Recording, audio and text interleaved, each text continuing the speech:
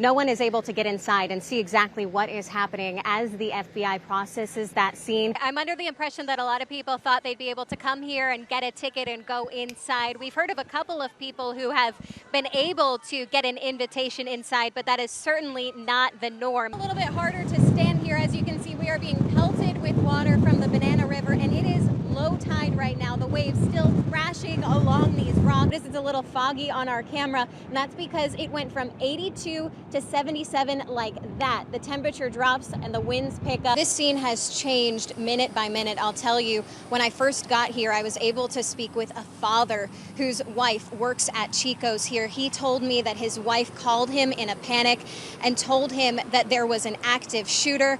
Their son goes to the daycare here. He's only 3 years old. So as you can imagine, that father was in a panic. He was sweating, as we all are out here on this hot day, but he was really nervous. I was able to tell him that we had confirmed this was a hoax. We are a go for launch. That's the word from SpaceX in a press conference just minutes ago. And here is the proof.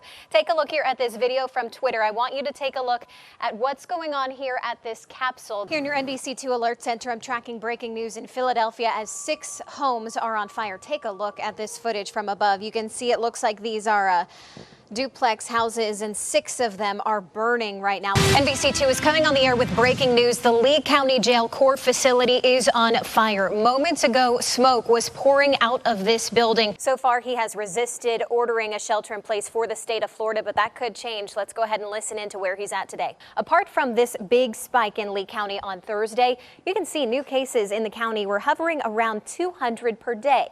NBC2 is the place to be for breaking news. Overnight, Cape Coral police say they are investigating a mystery, and a fire tears apart a Golden Gate Estates home. We have confirmed information for you. Have you ever wondered about the things you touch every day? Things like shopping carts and door handles. We're going around Lee County to 8 different spots using this Phylogen surface testing kit to find out what you're bringing inside your home. So for each surface, we have 1 swab. We're going to put that swab after we test it into these tiny vials. Pandemic or not, there are some places we can't avoid. Surfaces we can't help but touch. But with Phylogen's first of its kind kit, we have a better idea of what's around us. All right, next stop. My photographer and I made stops like this at grocery stores, gas stations, and even public restrooms. We're going to swab the stall handle. We're going to do behind the toilet seat because of the aerosols when you flush that are picked up in the room. It's gross. And then we're going to do the restroom mirror because people are breathing on it, especially if they take their masks off. How about the public library? 3 swabs there. We hopped over to RSW. High touch area where people check in and get their boarding pass to see what extra baggage people are bringing with them. We also dropped in on someone NBC2 viewers know well. Hey, Peter. How you guys doing? Good, how are you?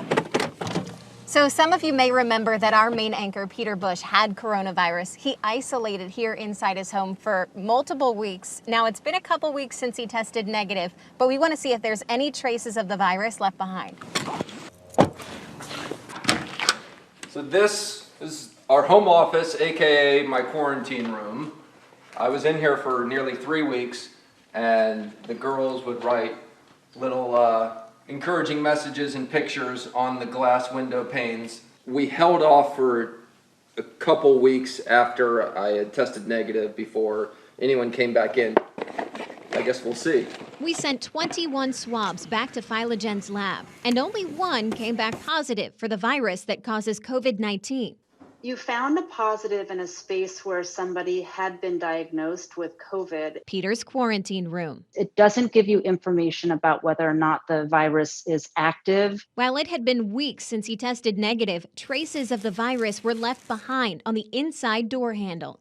But we knew Peter had coronavirus. What about the other 20 surfaces we tested? If you found negatives in any of your samples, it was for one of 2 reasons.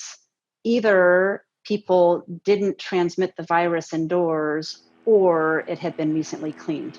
6 of our swabs were done outside, another 9 in places where masks are required, and 3 inside a restroom that had just been cleaned. We're doing a lot of the right things. While our results are relatively encouraging, We could be doing more by implementing surface testing to really understand, is the way that we're reopening our buildings going to curb the spread of this pandemic and save lives? There was one more location that we swabbed that could have had COVID-19 germs present. The results came back undetermined. It was the screen at the gas pump, not the keypad you'd be touching, but right here, the spot that's at eye level for most people. Our swab came back covered in dirt, so we know it's not being cleaned regularly. It's possible a sick person without a mask on could cough on it and spread those germs, but the reason we couldn't tell whether there was COVID on it was because it was literally too dirty to test. And as for the germs we found in your house, Peter, it's possible it was an inactive form of the virus that was left behind. 911, what's the location of your emergency? A guy got bit by an alligator. Please hurry up. You never understand the power of wild animal like that until you're in its mouth. Jeffrey Heim had been in the Myakka River for just over a minute. He was bitten by an alligator? Yes, he's right now. He's being real good. How old is he? When the amateur fossil hunter became the hunted. Come up for a breath, and I felt like I got hit by a boat. A 6.5-foot gator chomped down on his skull. I thought it was. He's trying to need a lot of stitches. Felt like propeller to the head, and it pulled me down. Attached to the mask on his head, a GoPro recording the whole thing. What it will show is it's not going to see the gator hit me. It's going to see it come off because it hit me from behind. I never saw it coming. With the footage sitting at the bottom of the river, the truth about what happened was trapped only inside Jeffrey's head, held together by 35 staples. Some people are accusing me of provoking the attack. Hoping to prove his innocence, Jeffrey asked other divers to help him find the GoPro. That mission failed, but we had a different idea, and Jeffrey was eager to let us give it a go. Yes, sir. Veteran-owned tech company FlyMotion agreed to meet us on the river. One of the teams that we work with the most, and especially in local public safety, is bomb squads. You know, we're helping put something else in harm's way in front of them.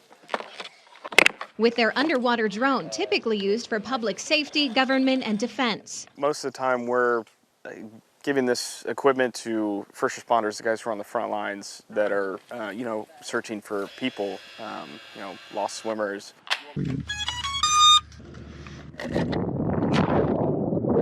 So it looks like we've got maybe a foot or 2 feet of visibility. Looks like you're in a good spot there, Chase. Maybe even more, a little bit in towards shore, if you can. We're getting to the right place here. Less than an hour into our search, FlyMotion found a snorkel. I cannot believe that. And as their drone breached the surface, It's got a GoPro on it. Yes, sir, Chase! Hey, great job, brother. That's super freaking cool. That's crazy. I FaceTimed Jeffrey to share the good news.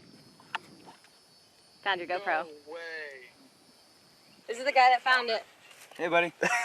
Wow, you are really good at your job because I died. Good job, guys. Thank you so much. I really, really hope I was filming. He was. NBC2 can confirm the video shows the GoPro falling into the water as the gator attacks Jeffrey from behind. Seems like the gentleman who lost it wants to see it real bad, and if he does, I'm excited for him. Unfortunately, by the time this story aired, Jeffrey decided not to let us show you the footage we found, citing emotional distress.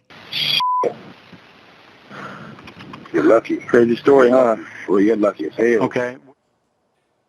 Okay, so we can't show the video, I guess, but you Right. saw it. I did. So we got the GoPro that day. We came back and looked at it and, had our plans to get it back to Jeffrey.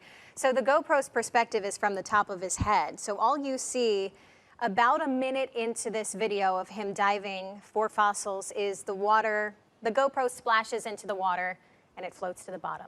So you never see the gator, you never see the jaws, you don't even see Jeffrey, his arms or anything. Just splashes right in. The top of his head is still all of the evidence. So sorry to not be able to show you, but I know it's frustrating just to hear what it is. Yeah. But Still an amazing story. Yeah. you can Good imagine. job. What it I looks can't like. believe you found it. I know. Wow. I know Can't we were either. so excited. Yes. So happy we could get it back to him.